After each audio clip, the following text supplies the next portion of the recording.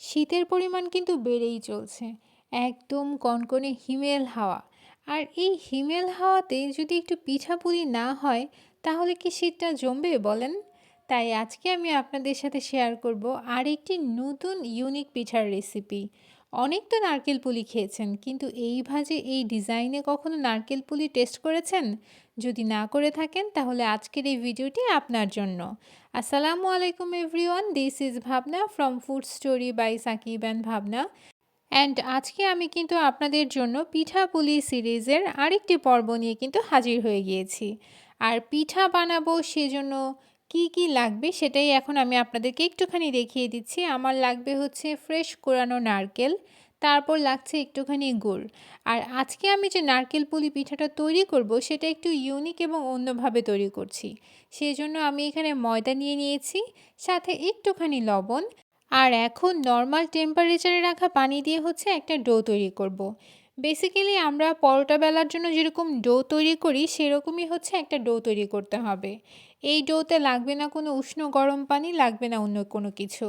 আর আজকে আমি যে পিঠাটা তৈরি করছি সেটা তৈরি করছি একদম আটা কিংবা ময়দা দিয়ে। আমি ময়দা ব্যবহার করেছি, আপনারা চাইলে এক্ষেত্রে আটাও ব্যবহার করতে পারেন। আর নারকেল পুলি পিঠার যে ভিতরের যে পুরটা আছে সেটা এখন আমি রেডি করব। সেই জন্য নিয়েছি ফ্রেশ কোরানো নারকেল এবং খেজুরের গুড়।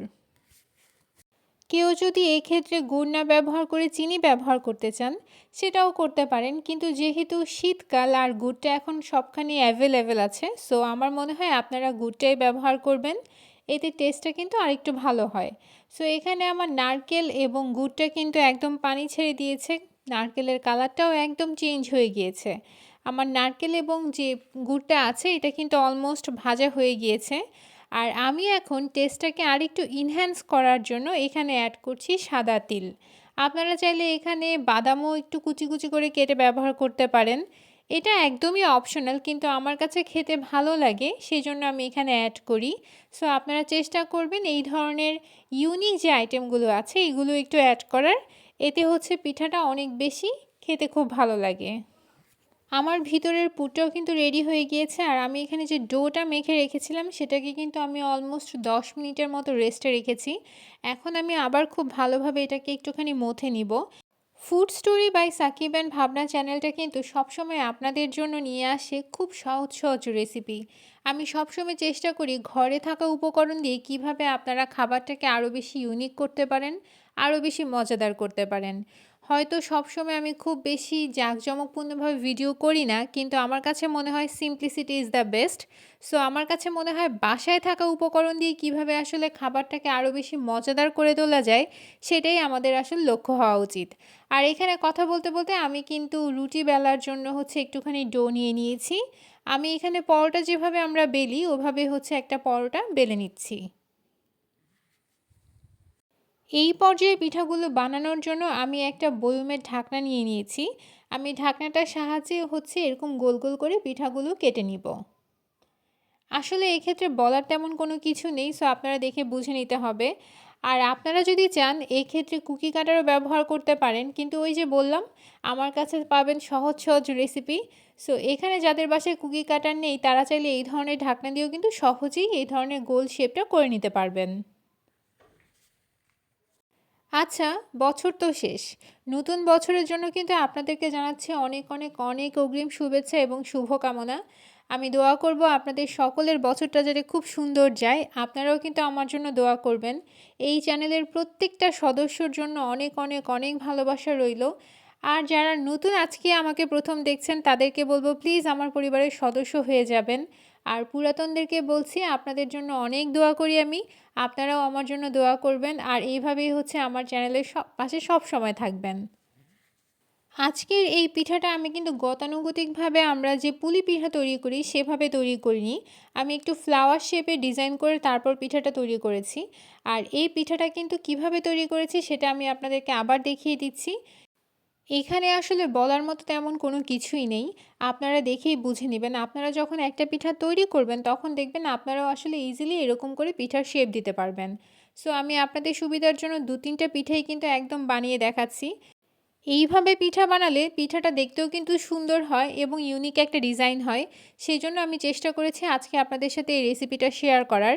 আমার মনে হয় আপনাদের কাছে এই ইউনিক ডিজাইনটি ভালো লাগবে। সো যদি ভালো লাগে অবশ্যই আমার চ্যানেলটা সাবস্ক্রাইব করবেন, লাইক কমেন্ট করে পাশে থাকতে কিন্তু ভুলবেন না। আর এখানে আমি আরেকটি পিঠার শেপ আমি আপনাদেরকে করে দেখাচ্ছি।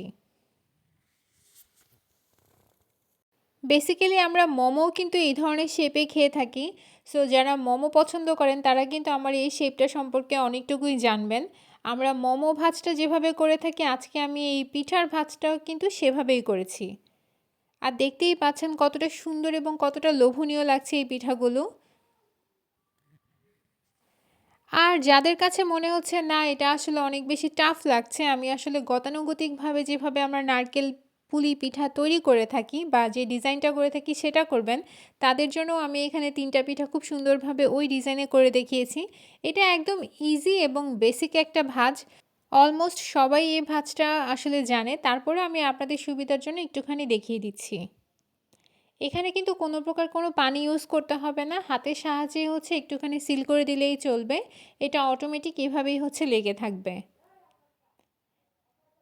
আর এই তো আমার সবগুলো পিঠা কিন্তু একদম রেডি হয়ে গিয়েছে। পিঠাগুলো দেখতে কতটা সুন্দর লাগছে আপনারাই দেখুন। আসলে পিঠার ভাজটা একেকজন একেক রকম করে দেয়। সো আপনারা আপনাদের প্রেফারেন্স অনুযায়ী পিঠা ডিজাইনটা করে নেবেন। আর এখানে আমার সবগুলো পিঠা কিন্তু রেডি হয়ে গিয়েছে। আমি এখন এই পিঠাগুলোকে ভেজে নিব। আমি তারপরে আপনাদের সুবিধার জন্য এই পিঠার ডিজাইনটা আরেকটুখানি কাছ থেকে দেখাচ্ছি। একদম মনে হচ্ছে যেন ফুল, তাই না?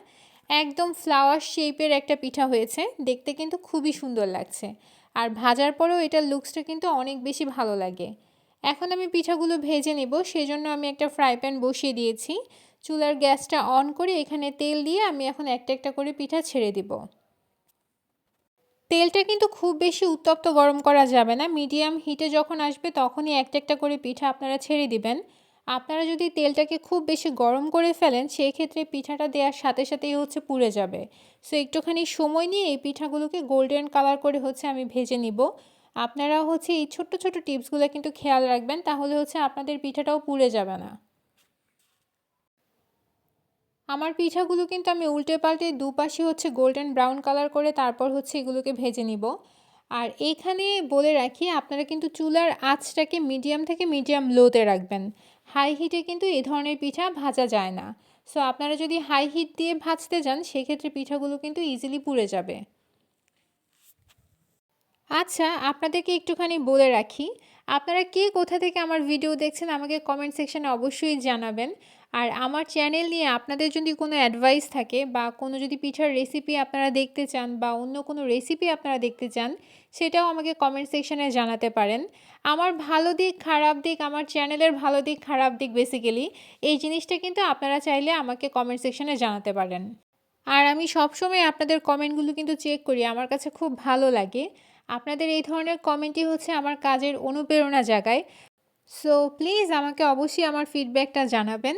আর এদিকে আমার পিঠাগুলো কিন্তু ভাজা হয়ে গিয়েছে, দেখতেই পাচ্ছেন কতটা সুন্দর লাগছে, কতটা লোভনীয় লাগছে, ঠিক যেন রিয়েল ফ্লাওয়ার।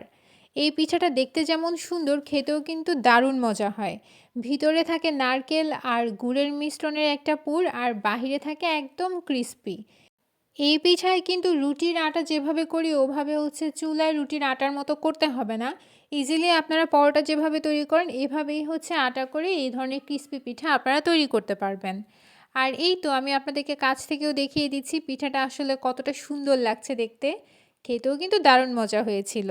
তাই যারা এখন পর্যন্ত নারকেল পুলি ট্রাই করেনি তারা একবার হলেও আমার রেসিপি ফলো করে এই পিঠাটা বানিয়ে দেখবেন। আশা করি আপনাদের ভালো লাগবে।